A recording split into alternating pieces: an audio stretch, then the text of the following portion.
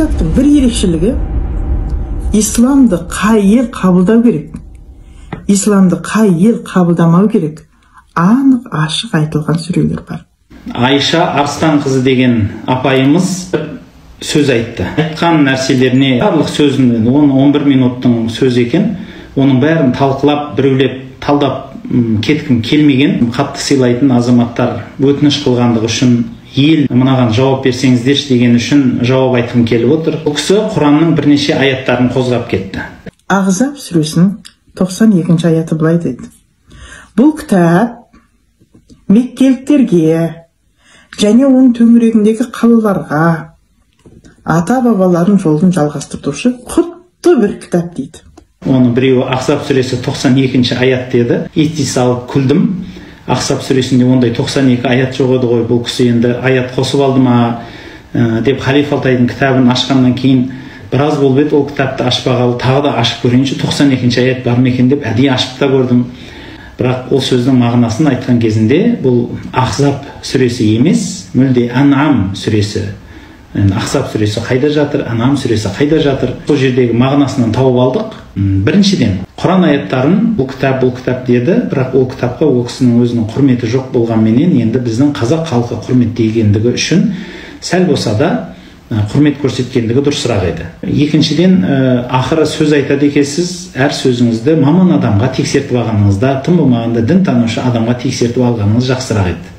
Өйткені әр сөздің өзінің маманы бар. Маманы жоқ адам сөйлесе, бір жердің қияметін күте бер деген пайғамбарымыздың сөзі осы жерде дәлелденетін сияқты. Ан'ам сүресінде бұл жердегі ол кісінің айтпақшы болған нүктесі, дін арабтар үшін түскен, бұл ислам діні сөздің өзінің аудармасын дұрыс қолданбау. Тіпті қазақша сөздің өзін аударманы қолданбай ойын ретінде алып кетуі бір қызық дүние болды. Езі Уммул Құра деген сөз енді жердің, бүкіл елдің анасы дегені, уаман хаулаху дегені, және соның жаны деген сөз енді болды ғой, бүкіл жер беті деген мағынаны беретіндігі, ол тіпті басқа тәпсір сөзіне де кірмей-ақ жететін еді. Әйтсе де Имам Табари, Ибн Касир сынды тәпсірлерде оны нақтылап түсіндіріп береді. Оқып көрем деген адамға интернет желісінде де өте көптеп тұр. Орыс тілінде де, басқа қазақ тілдерінде де жетеді аудармасы, оның түсіндірмесі де жетеді. Ол кісі интернетті білмейді деп шешеміз бе, жоқ әдейі ақтармады ма, жоқ сол жерде бір ойын көздеді ма деген бірінші пікір келеді. Екінші нүкте, ол кісі Юсуф сүресінің 2-ші аятында бұл Құранды арабша түсірді деді. Юсуф сүресінің 2-ші аятында сендерге түсінікті болу үшін араб тілінде түсірдік дейді. Ендеше Меккеде тұрмасаңыз, Меккенің төңірегіндегі қалалардың бірінде тұрмасаңыз, атаңыз Ибрахим ұқсап туған қарындасын алмайтын тектілерден болса, ұлттық тіліңіз араб тілі болмаса, исламды қабылдамауыңыз керек.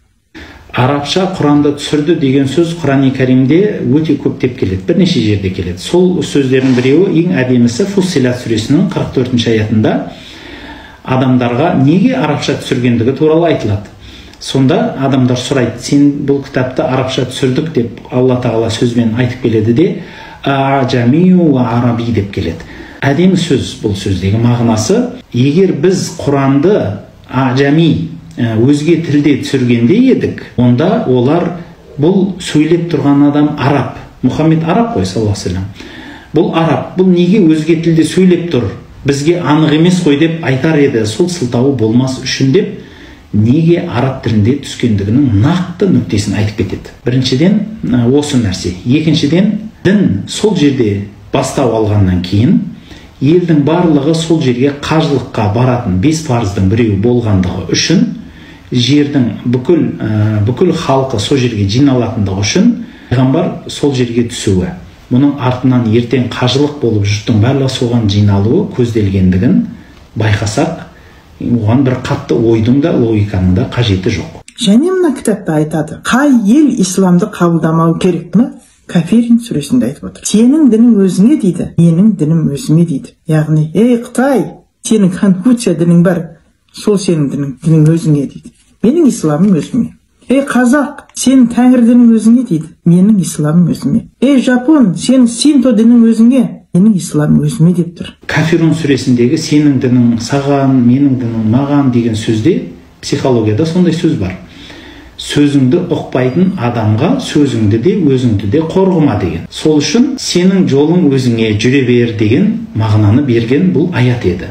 Құдайға мүлде сенбейтін, Құдайдан мүлде теріс қанаған адамға өз бетіңше жүре бер деген бұл діннің қазіргі заманауи тілде айтқанда толеранттық мағынасы, яғни дінде зорлық жоқ деген мағына. Әркімнің өзінің дінінде жүре берсін, бірақ ақылы бар адамдар қай жерде дұрыс жол екендігін өзі тауып алар деген мағына. Ақымақпенен таласудың ешқандай қажеті жоқ. Абай атамыз айтпақшы, ақымақтан мен күніге жеңілемін деген сөзі бар.